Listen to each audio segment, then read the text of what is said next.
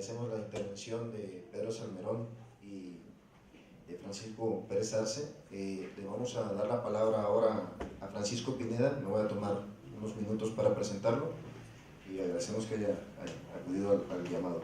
Francisco Pineda es antropólogo de formación, investigador de la Escuela Nacional de Antropología e Historia, en donde lleva el proyecto de investigación Cultura y Conflicto dentro de la línea de estudios de poder. Es uno de los más acuciosos estudiosos del zapatismo histórico, sobre el que ha hecho un buen número de artículos como Operación de Poder sobre la imagen de Zapata, 1921-1935, Emiliano Zapata, Maíz, Azúcar y Petróleo, Milpalta en la Revolución.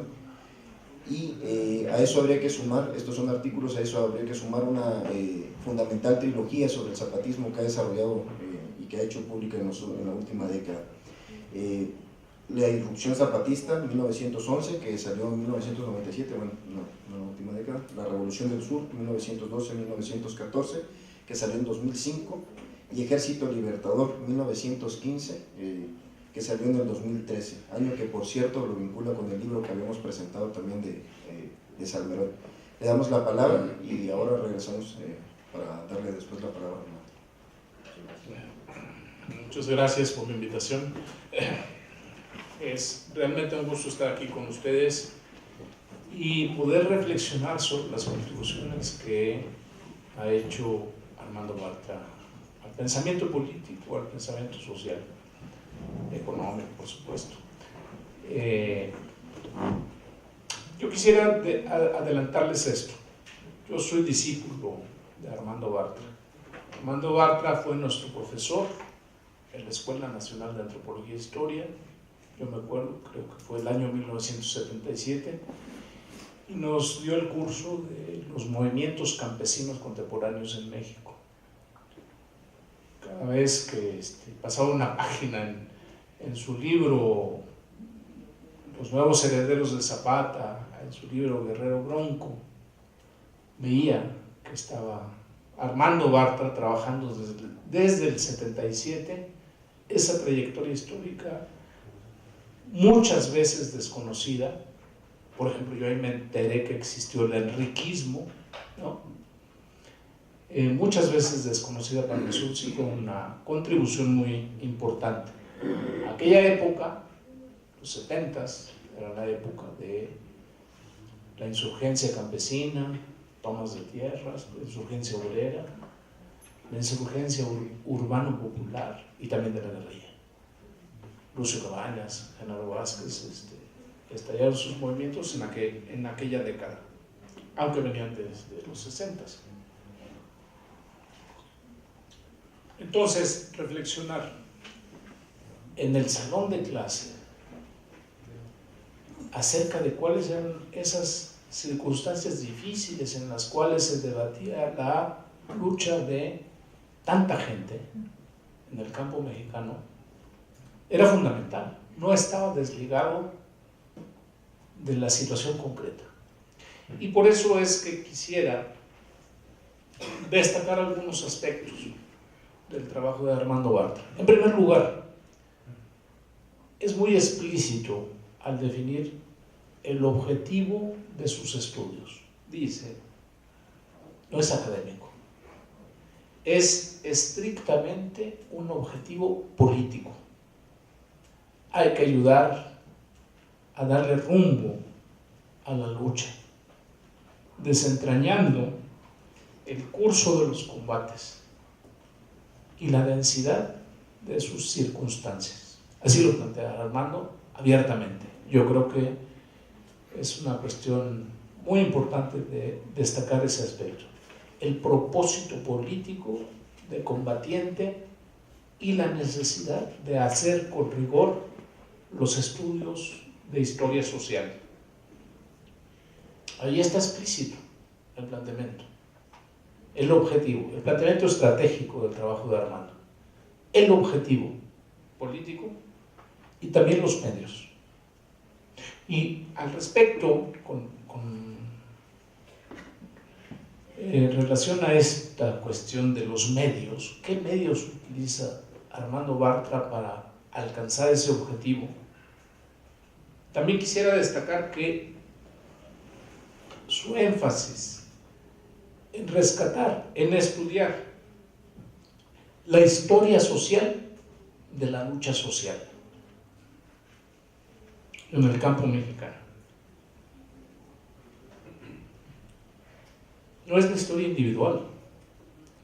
Él no agarra a fulano de tal para hacer el estudio de la historia, a la individualidad. Se preocupa por poner por delante a los protagonistas sociales de estas luchas de un siglo en el campo mexicano. Para hacer esa historia social y esa historia política, por ejemplo, llama la atención sobre el problema del caciquismo, pero no desde un punto de vista general, abstracto, sino que se preocupa por ver cuáles son las bases económicas, o sea, las transformaciones en el sistema de acumulación capitalista que van dando lugar a ciertas innovaciones, a ciertos cambios en la forma de ejercer esa estructura de poder caciquil en el campo mexicano. Ustedes van a verlo, principalmente nuevos herederos de Zapata, Guerrero Bronco, etc. Van a ver cómo allí el caciquismo no es un problema de poder abstracto, es muy concreto y dinámico. Ha tenido una serie de transformaciones que no obedecen a la voluntad del poder, que obedecen más bien a las transformaciones estructurales de la sociedad mexicana a lo largo de un siglo. Ese tema, el del caciquismo, creo que es muy importante, y tener en cuenta que se explica la dinámica del caciquismo también a partir de las relaciones económicas, de las transformaciones de la acumulación capitalista. Es muy detallado en el caso de Guerrero el estudio sobre el caciquismo y el peso del caciquismo en las luchas campesinas, especialmente de la Costa Grande de Guerrero.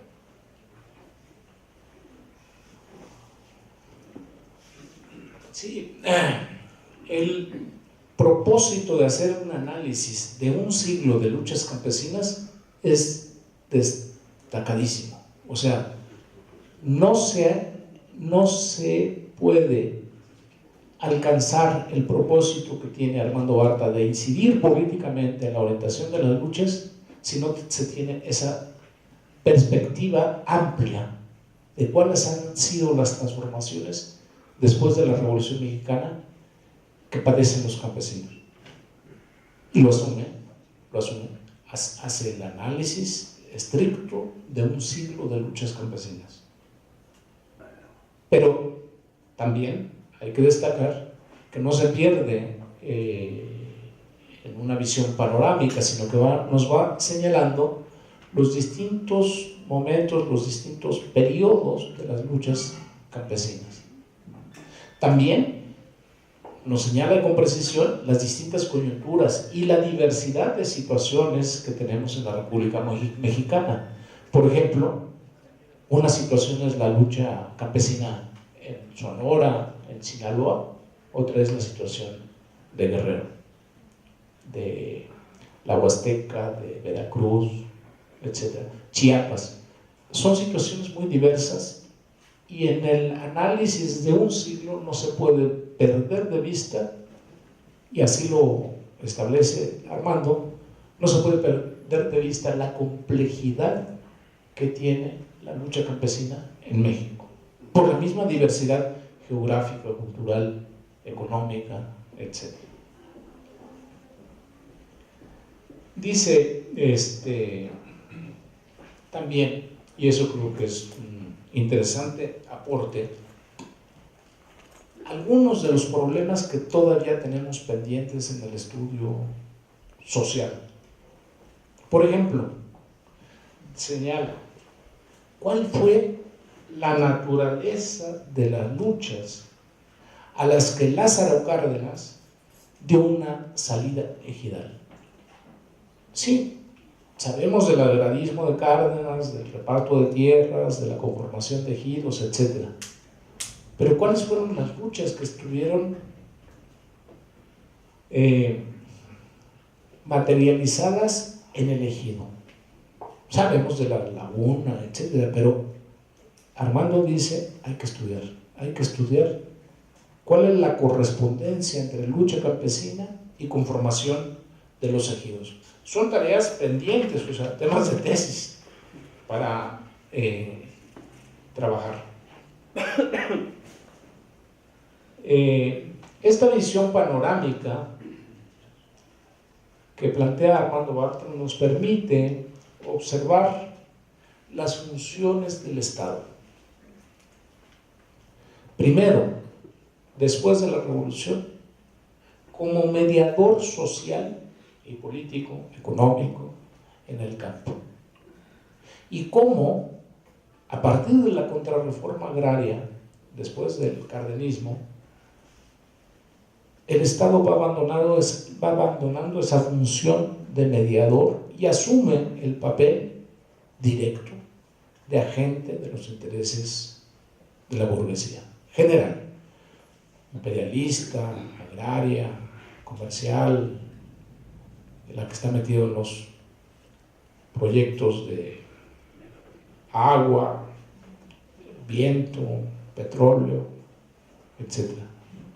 Esa llamada de atención que hace Armando Bartra, de cómo fue el Estado a través de las luchas campesinas, cómo fue el Estado transformando y abandonando ese papel de mediador, creo que yo pienso que es una cuestión fundamental. Hay que ver el papel del Estado en la época actual. Y me hizo recordar, traté de conseguirlo para poder citar textualmente, pero no me da tiempo, una nota que ya por el año de 1995-96 publicó en El Financiero Dolia Esteves, la corresponsal de Carmen Aristegui en Washington, ¿no? En aquella época ella escribía en El Financiero y sus aportes son muy interesantes.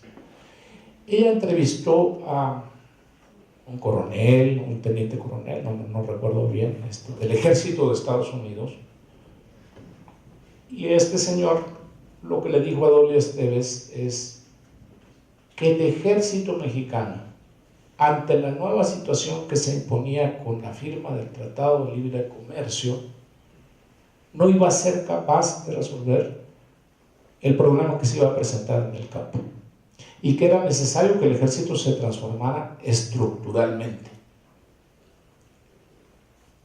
Es decir, decía, ese ejército territorializado, masivo y todo eso no sirve para enfrentar las luchas del campo que se vienen.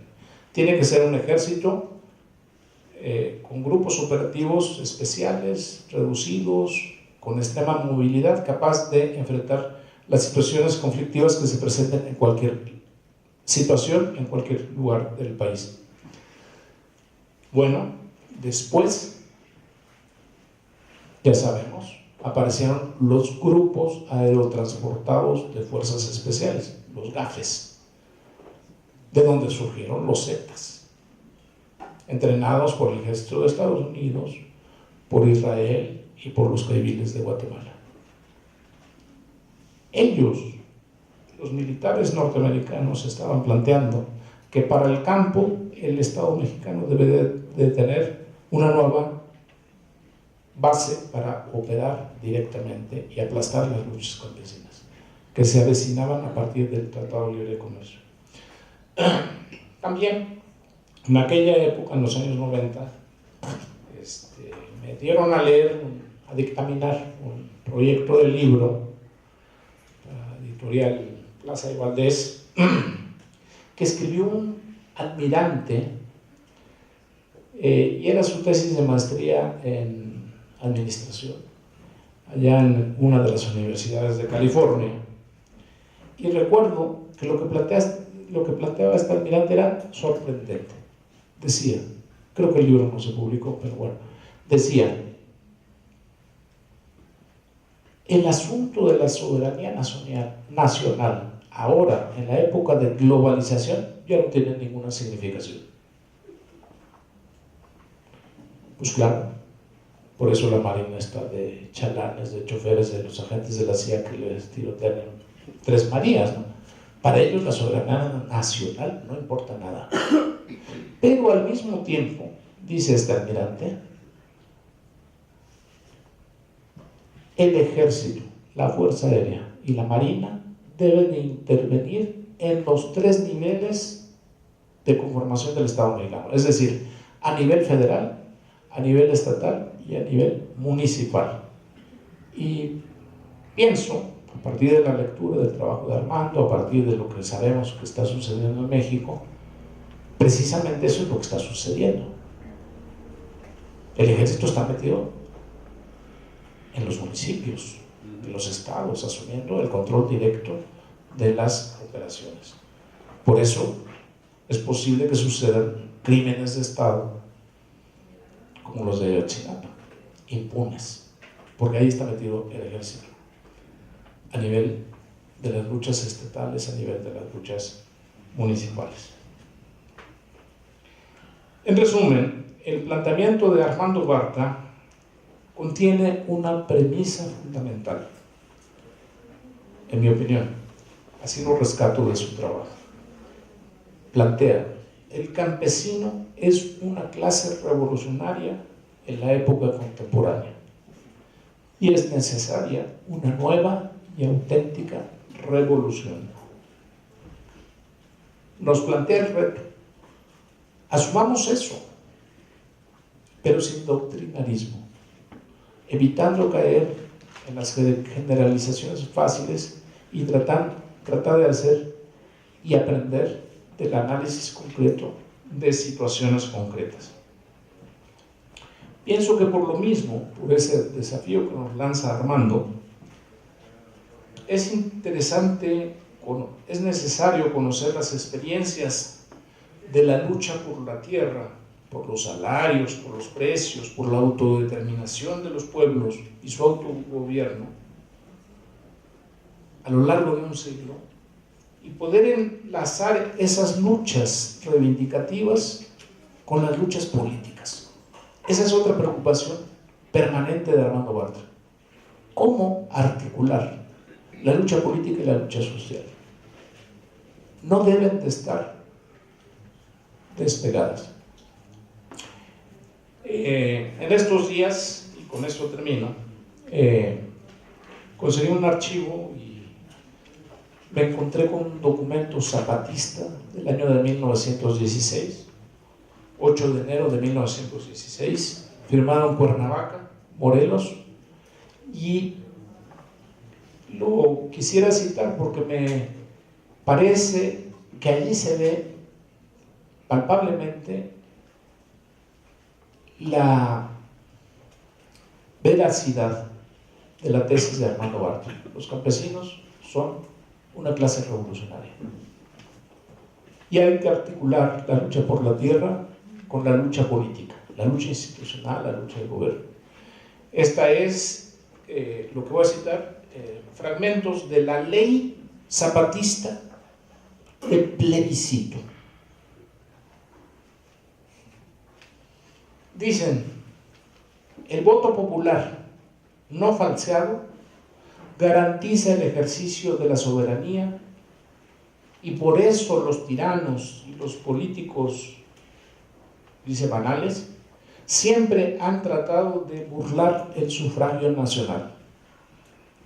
El concepto justo de una efectiva y real democracia supone la práctica del voto, no solamente con el fin de elegir mandatarios o representantes del pueblo, sino, lo que es más trascendental, con el fin de aprobar y reprobar las leyes por medio del mismo voto popular, cuya práctica se ha llamado plebiscitaria o del referéndum.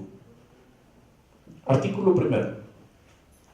Las leyes fundamentales de la República deberán sujetarse a la voluntad del pueblo, expresada por medio del plebiscito. Artículo segundo. Ratificada una ley por el pueblo, deberá ser puntualmente cumplida y ninguna autoridad podrá invadirla o desconocerla. Artículo 3. Se reconoce el derecho de rebelión que asiste al pueblo para derrocar a sus mandatarios infieles a sus legítimos mandatos. Firman Otilio Montaño, profesor, general zapatista; Manuel Palafox, también general; Genaro Amezcua, también general zapatista; Miguel Mendoza López Schwerfeger, que venía de la corriente magonista y que se incorporó al zapatismo, no era general; y Luis Zubiría y Campa, delegado del norte, villista, que todavía se mantuvo en 1916 al lado de los zapatistas. Bueno, pues pienso que el análisis concreto de las luchas concretas es el mejor antídoto contra el doctrinarismo al que nos convoca Armando Bartra en sus amplios estudios. Muchas gracias.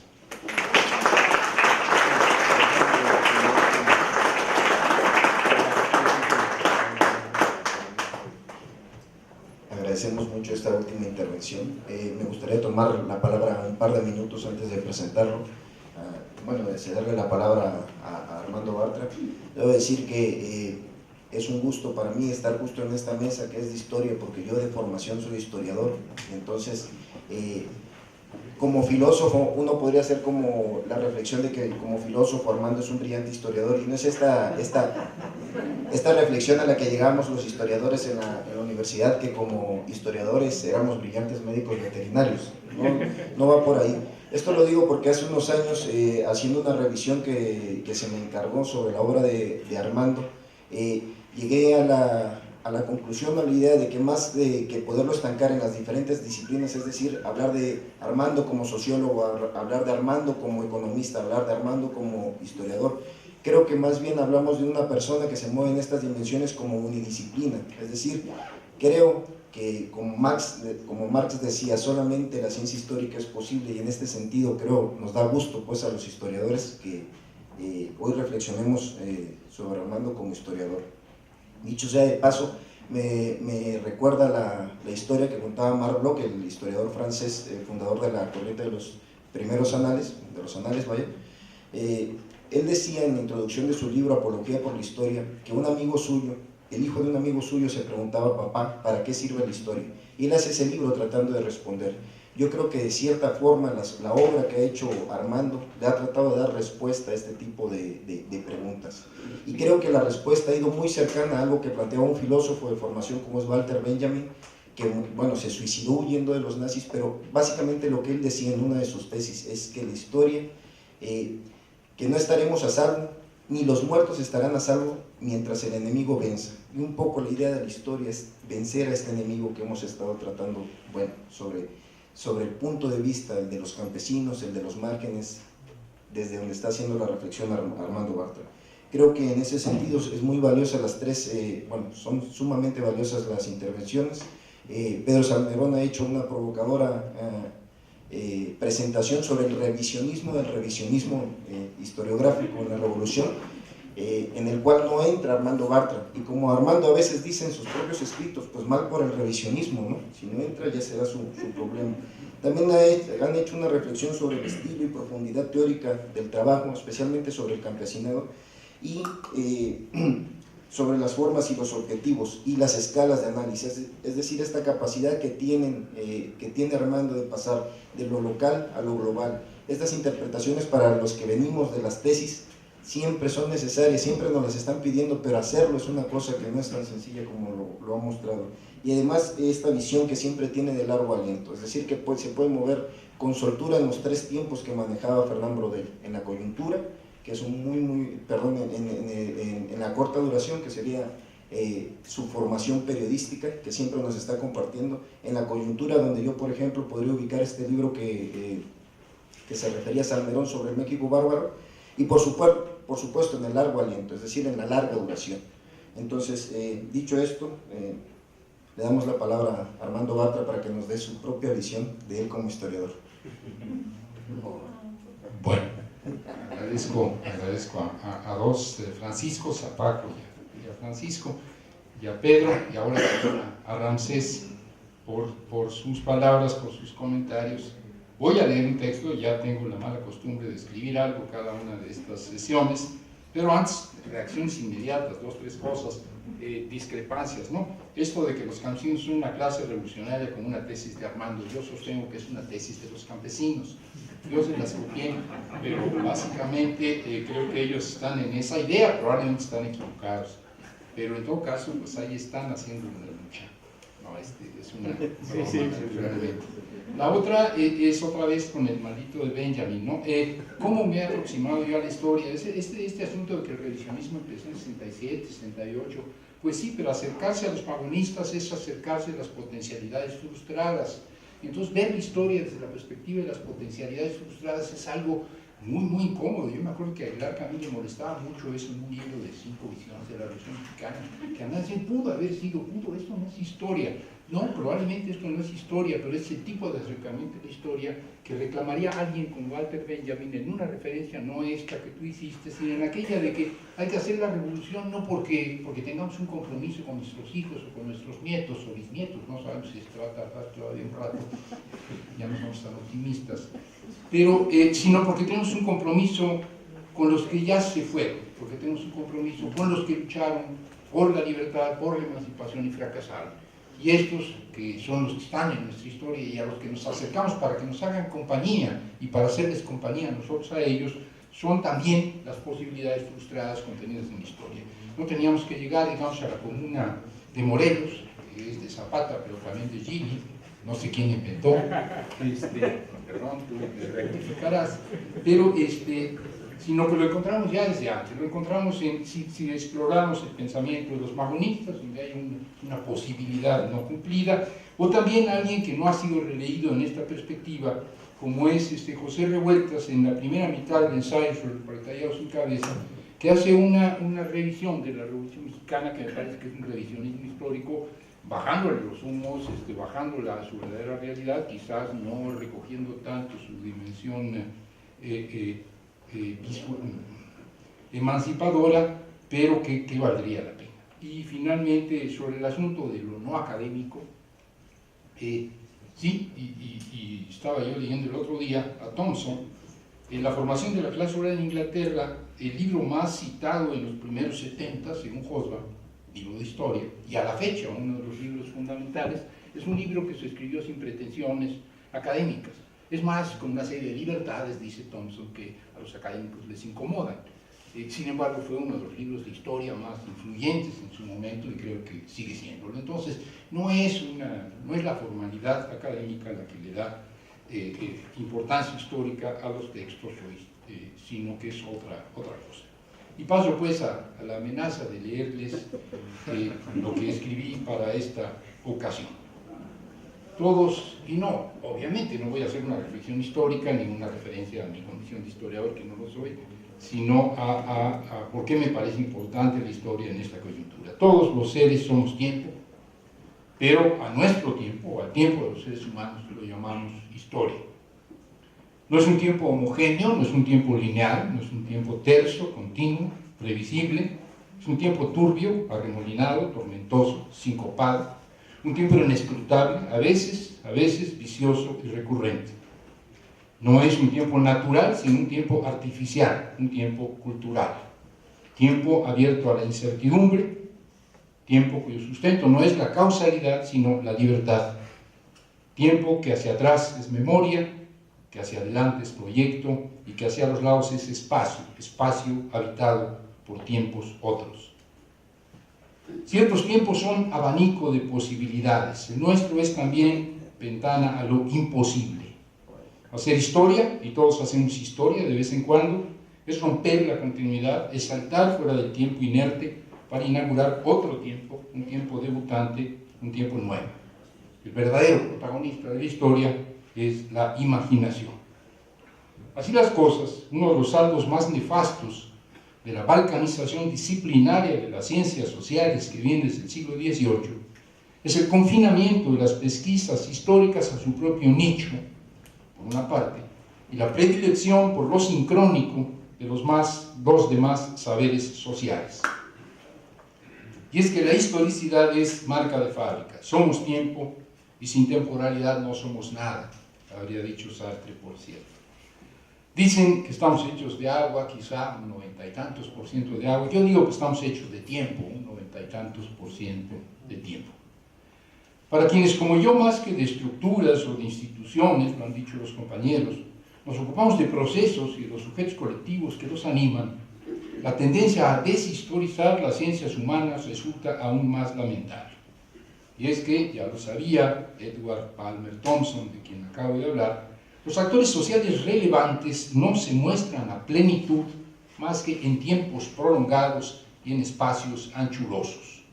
Mientras que en los cortes sincrónicos de temática local, lo que tenemos son síntomas de un síndrome, manifestaciones sueltas de entidades de gran calado que cuando son dejadas en la sombra, sus huellas pueden fácilmente ser confundidas por otra cosa. Tal es el caso de las clases sociales, actores de proverbial historicidad, que casi se borraron del discurso académico. No solo como merecido castigo al reduccionismo economicista con que se las estereotipó, también y sobre todo porque en estudios micro y teorías de alcance medio, sin perspectiva temporal, no se escuchan ni las voces ni las pisadas de sujetos colectivos de primera división como son, no los únicos, pero sí unos entre otros, las clases sociales. Si en los herederos de Zapata, luego los nuevos herederos de Zapata, Campesinos en Movimiento, 2012, emprendí la narración del batallar de las mujeres y los hombres del campo mexicano en el último siglo, es porque durante la revolución de la segunda década y en el resto de la centuria pasada, los campesinos se construyeron a sí mismos como un sujeto colectivo. Un actor de gran envergadura, sin duda variopinto, pero que comparte predadores, experiencias, prácticas productivas, formas de organización social, proyectos, sueños. Un actor que sin renunciar a su enriquecedora diversidad va compartiendo mitos y utopías. Un actor de primera magnitud que lo es precisamente porque tiene historia, precisamente porque es su historia. Si en Zapatismo con vista al mar, el socialismo maya de Yucatán reconstruye el trajín revolucionario del Partido Socialista del Sureste y las ligas de resistencia, es porque a fines de la segunda década del siglo XX y principios de la tercera, los peninsulares echaron a andar un inédito movimiento y con él impulsaron una revolución anticapitalista de corte campesino, a la vez que animaban una revolución descolonizadora de talante indígena, inaugurando en la práctica el protagonismo continental de los campesinos, un sujeto bifronte a quien poco después José Carlos Mariátegui asignaría tareas históricas y que en el arranque del tercer milenio es actor principal en las revoluciones que están ocurriendo en la franja andino-amazónica del continente.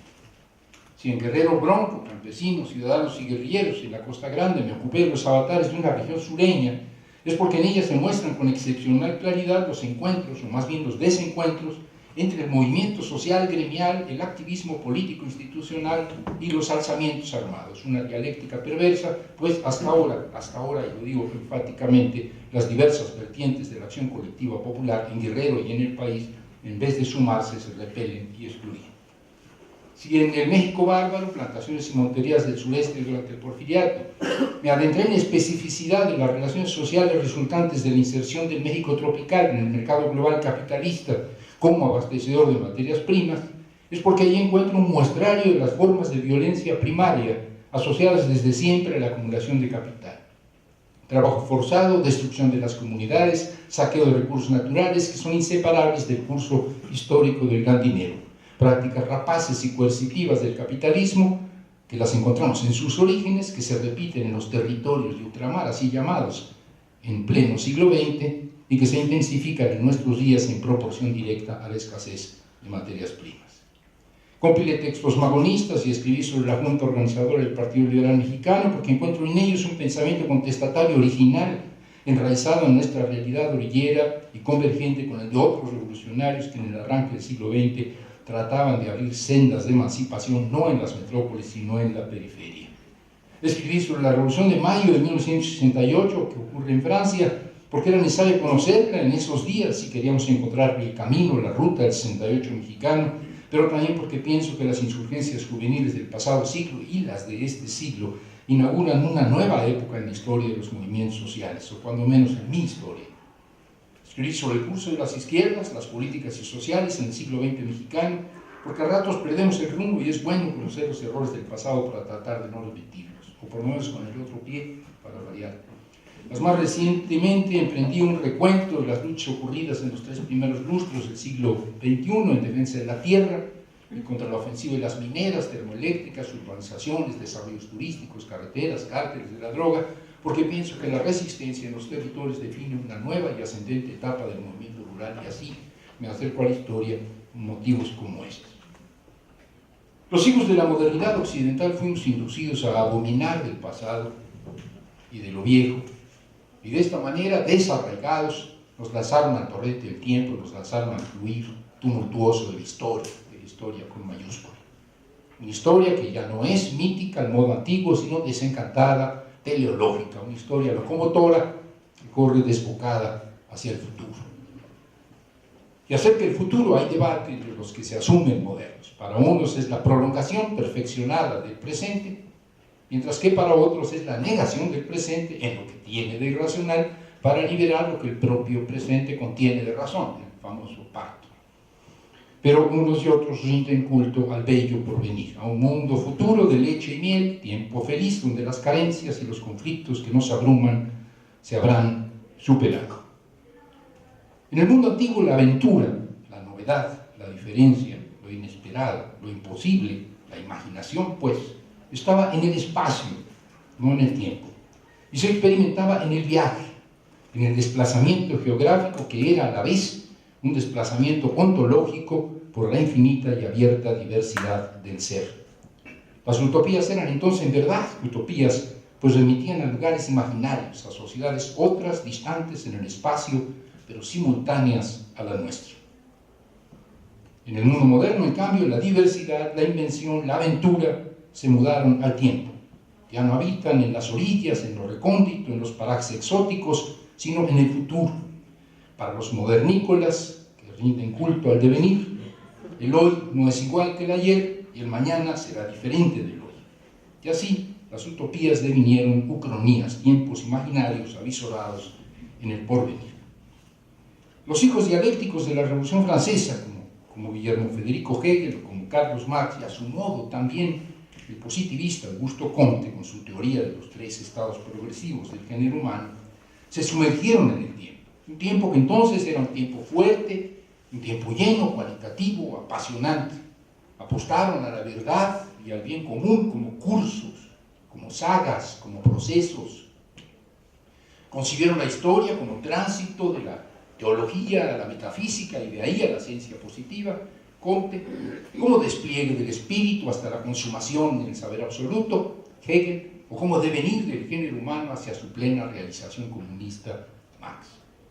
El problema con esto es que, obsesionados por los cambios que rige el calendario, vieron la diversidad en la periferia del mundo europeo en que vivían como un horrendo arrabal, como falencia, como inmadurez, como barbarie, como anacronismo respecto de un presente privilegiado que era el suyo y que era a su vez la única puerta al futuro. Para Hegel, como para Marx, lo diferente era lo atrasado, lo diferente en el espacio, no en el tiempo, claro está. Lo diferente en el espacio era lo atrasado y cuanto antes se pusiera al día, mejor. Porque si hay un solo futuro y hay un solo camino que conduce al futuro, toda desviación respecto del presente por antonomasia, del presente perfecto, es insuficiencia, es demora, en la perentoria unilinealidad que marcha hacia el porvenir. Y así, quizá no en los tercos hechos, pero sí en el imaginario de la modernidad, la globalidad del mercado, que al principio llevaba el encuentro de toda clase de quimeras y de maravillas, fue dejando paso a la uniformidad, al progresivo emparejamiento, ya no al exotismo, sino al endotismo. Hijos de este impulso, el colonialismo y el imperialismo exhiben, sacan a balcón la idea que la modernidad tiene, en verdad tiene, de los espacios geográficos. Bombardeo masivo de capitales, ráfaga de valores lucrativos, tableteo de principios prodigiosos, blitzkrieg de paradigmas tóxicos. El viento imperial es guerra, es saqueo, es sumisión. Pero como proyecto civilizatorio es igualmente un ominoso intento por planchar al mundo, eliminando arrugas y dobleces. por pasteurizar las infecciosas sociedades orilleras, por domar a los broncos territorios de ultramar, de modo que, allanado el espacio social, sea posible también unificar el tiempo histórico. Y así, convergentes los calendarios, enviadas al archivo muerto las entrañables sagas de los diferentes pueblos, ingresar formaditos en el verdadero transcurrir humano, un curso unánime que, dejando atrás chismes de familias y anecdotarios provincianos, inaugure la gran historia universal según unos, o culmine la gran historia universal según otros. Proceso de homogenización planetaria que ni siquiera promete a sus víctimas una verdadera aventura histórica, pues el camino modernizador por el que se les entorila, por el que se les encamina, es el mismo que ya habían transitado antes y ensuciado antes los auténticos contemporáneos, los occidentales europeos, habitantes del único presente verdadero. Y es que lo que en el siglo XX llamamos desarrollo no era más que el remedio periférico del curso disque progresivo ya recorrido por los centrales. Emparejar el mundo, globalizar la modernidad, desarrollar a los subdesarrollados, prepararse en todas partes para la revolución mundial, poner a la misma hora todos los relojes del planeta, eran prerequisitos del inicio de la gran aventura, del arranque de la verdadera historia.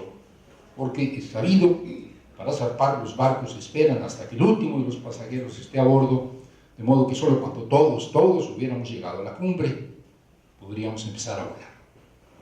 Para la modernidad, entonces, el espacio no era más que el trampolín del tiempo, y la geografía, el escenario unificado, potencialmente, tendencialmente unificado, en el que se interpreta el drama de la historia. Una narrativa privilegiada, la historia, que es además emblema de la única diversidad deseable, la que se despliega en la secuencia, en la sucesión, en el tiempo. Esa es la única diversidad que importa, la que está en el futuro.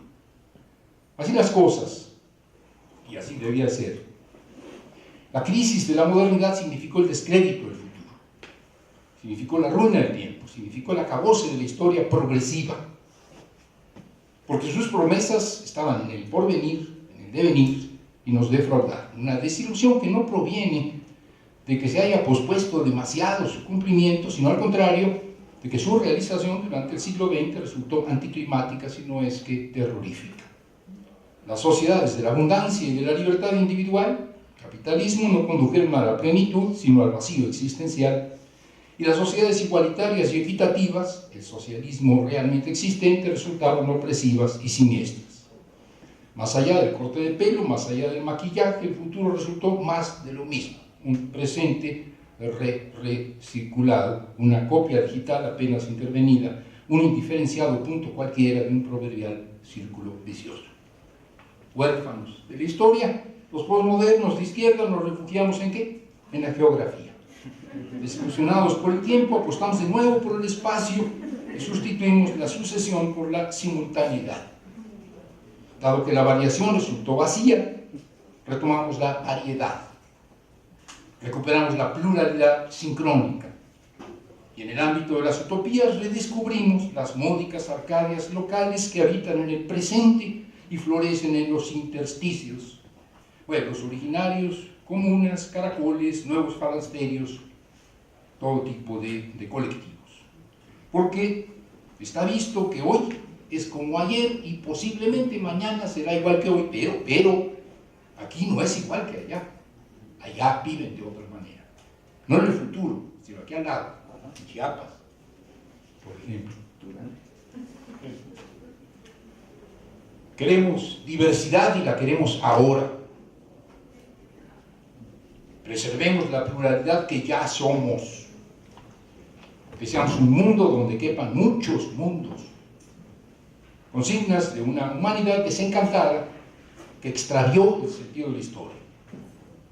Hombres y mujeres que no creen más en el cambio progresivo ni en el futuro esperanzador, de modo que se anclan en el pasado y en la multiplicidad de los presentes, en la permanencia, en la resistencia, y así en las izquierdas de a pie el diferencismo sincrónico fue ocupando el lugar del viejo y diacrónico igualitarismo.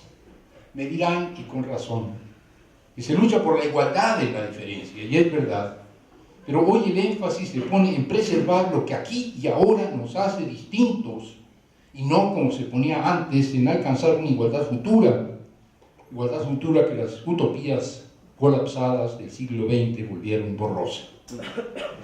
Es la de hoy una utopía radicalmente conservadora, en un doble sentido. Por una parte sostiene que la virtuosa diversidad realmente existente ha de preservarse, y que las inevitables mudanzas no deben tocar la esencia de esta diversidad. Por otra parte, asume que las raíces de esta diversidad están en el pasado y que por lo tanto este pasado debe revitalizarse y restaurarse. Pero degradar la potencia que en la época heroica de la modernidad tenía el tiempo fuerte y recuperar la historia solo con compromiso con lo que fue y no se ha perdido del todo, conduce inevitablemente a absolutizar la opción preferencial por el espacio y con ello fetichizar los territorios como antes se fetichizó el porvenir. Según esto, ya no somos nuestro proyecto, así pensábamos antes, el proletariado, cuya identidad era el socialismo, es decir, su proyecto. Y ni siquiera somos nuestro pasado mítico y recurrente, histórico finalmente, los pueblos originarios, cuyo quinto sol seguía siendo un inédito, que al quinto sol seguía un inédito sexto sol. Ahora somos, ¿qué somos? Somos nuestros terruños, no un tiempo, sino un lugar. En el mejor de los casos, un tiempo vivido, un tiempo coagulado, un tiempo depositado en la memoria del cuerpo, en el hipocampo del lóbulo cerebral derecho, en los relieves del entorno. Surgidas de la crisis de la modernidad, sustentadas en argumentos de consideración, fórmulas hoy habituales como crecimiento cero, vivir bien, no vivir mejor, y la aspiración a un mundo definido simplemente porque en él quepan muchos mundos, son revires nacidos del descreimiento en el campo progresista, que quizá tengan miga, que creo que tienen miga, pero nadie negará que a primera vista parecen una apuesta por la inmovilidad. Este acabose del tiempo fuerte es nuestro propio pronóstico del fin de la historia, el de la izquierda. No el de Fukuyama, no el de los desafanados posmodernos, sino el fin de la historia de nuestras izquierdas rústicas y pachamámicas. Una apuesta por el presente perpetuo, en el que, aun si de vario pelaje, en el fondo todos los gatos son pardos. Un presente aparcado, frenado, parado, estacionado, donde los muchos mundos permanecen, confraternizan, conversan diatópicamente, conformando una amistosa diversidad. Una amistosa diversidad que bien vista ni siquiera es la nuestra, la diversidad de la cultura, sino la diversidad de una naturaleza variopinta, que es la que nos hace distintos los unos de los otros. Porque la naturaleza es el verdadero sujeto de los nuevos pluralismos más o menos panteístas, un interculturalismo estático en el que se paran todos los relojes, vivir bien aquí y ahora y por siempre, jamás. Creo que lleva siendo tiempo de sacar al tiempo fuerte del closet en que lo arrumbamos. No para reanudar el culto al futuro fetichizado, no para que nos usan de nuevo a la carreta del progreso, sino para darle otra vez su lugar a la historia, a la memoria y al olvido, a la imaginación, a la libertad, a la angustia del ser ahí, enfrentado a sus posibles, para referirme a Heidegger y más bien a Sartre. Y es que el presente podrá ser utopía vivida, la utopía vivida que algunos queremos que sea, solo si es tensión entre el pasado y el futuro. No el pasado petrificado, sino el pasado vivo, elocuente, demandante. No el futuro de dichas posdatadas que se alejan con el horizonte, sino un futuro imposible, un futuro donde habita el duende de García Lorca, donde habita el Mesías de Walter Benjamin. Bienvenida sea, y lo digo de verdad, la nueva geografía, bienvenidos los territorios del entorno, bienvenidos los territorios del cuerpo, pero para abrirle paso a un continuo espacio temporal realmente habitable, necesitamos junto a ellos una nueva historia que reivindique el vértigo de la imaginación y la angustia del proyecto. La modernidad satanizó el pasado, relativizó el presente y nos encadenó al porvenir como una yunta al yugo. Las utopías de abundancia, armonía universal y plenitud fueron nuestro paraíso prometido, de modo que la muerte de la gran esperanza es para nosotros la muerte de Dios, huérfanos de un futuro que nunca fue, o que cuando fue no resultó como nos habían dicho, como venía en el promocional. Vivimos el descreimiento en la historia, o cuando menos en su versión providencialista, que era la dominante. Al alba del tercer milenio, además de los cataclismos materiales que nos agobian, cursamos un profundo descentramiento espiritual. Una crisis metafísica que dio sus primeros coletazos a mediados del siglo pasado en la resaca de la Segunda Guerra Mundial, que a su vez confirmaba los más siniestros pronósticos de la Primera.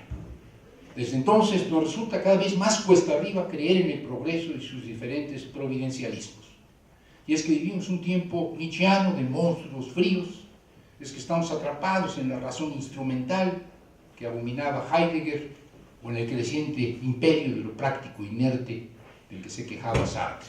Y cuando esto sucede, el gran desafío es recuperar la historia, no sumergirnos en un nuevo revisionismo historiográfico, que no estaría de más, el revisionismo del revisionismo, o el revisionismo, el revisionismo, el revisionismo, pero que es accesorio, porque no es historiografía de lo que estoy hablando, sino recuperar nuestra historicidad constitutiva, nuestro ser en el tiempo. De la misma forma que las nuevas geografías se ocupan más en la manera en que los sujetos construyen y disputan los territorios que en las minucias cartográficas descriptivas, recalar de nuevo en el tiempo y hacerlo de un modo distinto al de la modernidad no es cometido de la historiografía, sino materia ontológica, asunto filosófico de primera necesidad, cuestión que en rigor es de vida o muerte, pues supone tanto un modo de vivir como un nuevo modo de morir.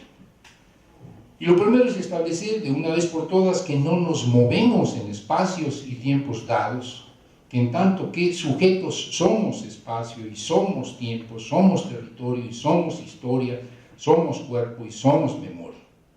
Seguiré en esto a Heidegger y a Sartre, hombres ahora sí que de su tiempo, quienes en medio del vendaval del medio siglo asumieron con radicalidad, se ha dicho aquí, el momento histórico que les tocó vivir. Y lo hicieron tanto no solo a través del compromiso político, un ámbito en el que todos sabemos que Heidegger la pegó gacho, sino buscando reflexivamente restituirle a la historia su fundamento, punto en el que tanto el alemán como el francés coinciden. La condición de toda historia posible es la radical historicidad del sujeto, nuestra condición originaria de seres en el tiempo.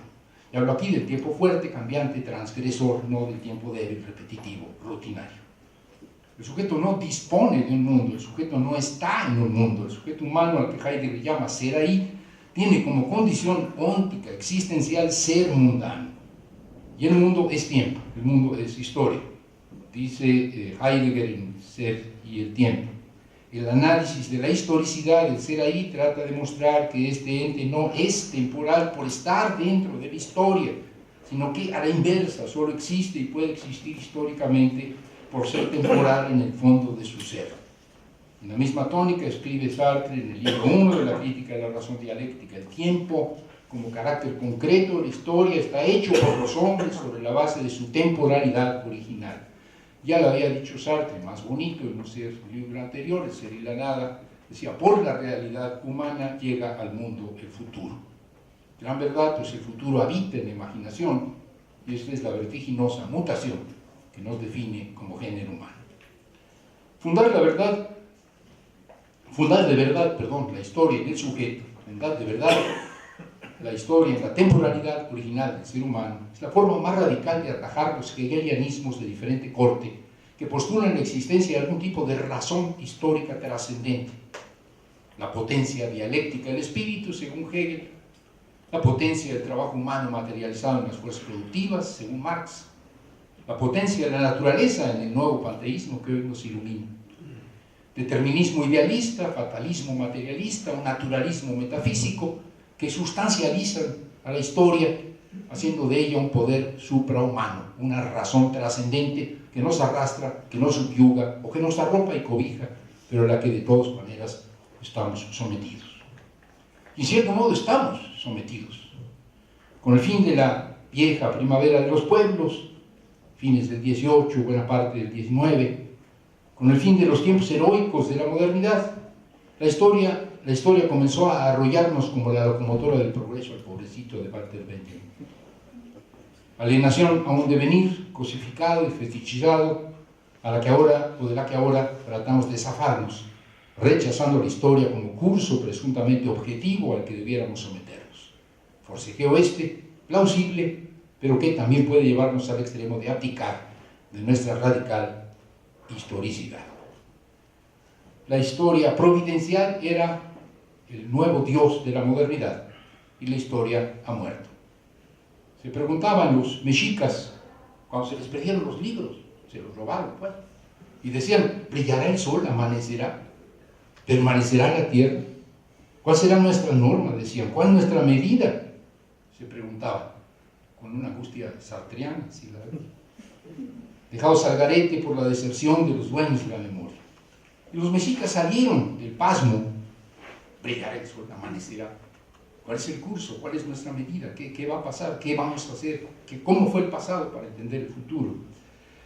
Salieron del pasmo gracias a 4 sabios que preservaron la tinta negra y la tinta roja de los códices. Es historia sabida. Nosotros, en cambio, creo, no nos salvarán las bibliotecas, no nos salvarán las bases de datos, no nos salvará la Wikipedia, tampoco nos salvará la Biblia, tampoco nos salvará el Popol Vuh, tampoco el Capital de Carlos Marx. 150 años se cumplen en 2 más del primer tomo.